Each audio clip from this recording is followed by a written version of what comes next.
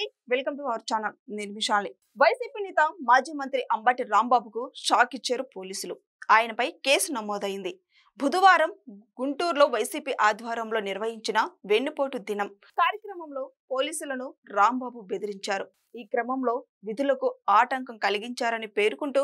Pattabhipuram police స్టేషన్లో అంబటి రాంబాబు సహా మరికొందరు వైసీపీ నేతలపై సెక్షన్ 353 కింద కేసు నమోదు చేశారు ఇంతకీ ఏం జరిగిందంటే బుధవారం గుంటూరులోని సిద్ధార్థ నగర్ లోని నివాసం నుంచి అంబటి అనుచరులతో ద్విచక్ర వాహనాలపై ర్యాలీగా కలెక్టరేట్కు బయలుదేరారు అక్కడ పోలీసులు అడ్డు చెప్పడంతో కుందుల రోడ్డు జంక్షన్ లోని వివేకానంద విగ్రహం నుంచి మళ్లీ ప్రదర్శనంగా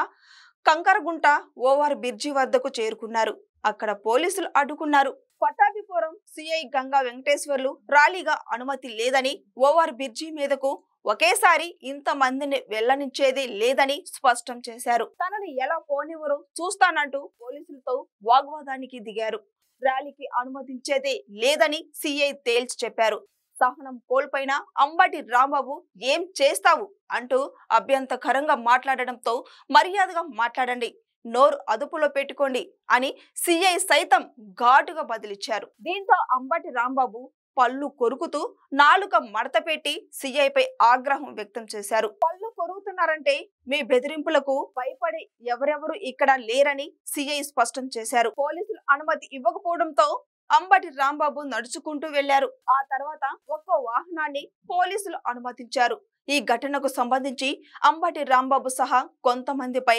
గుంటూరులోనే పటాభిపురం పోలీస్ స్టేషన్ లో కేసు నమోదైంది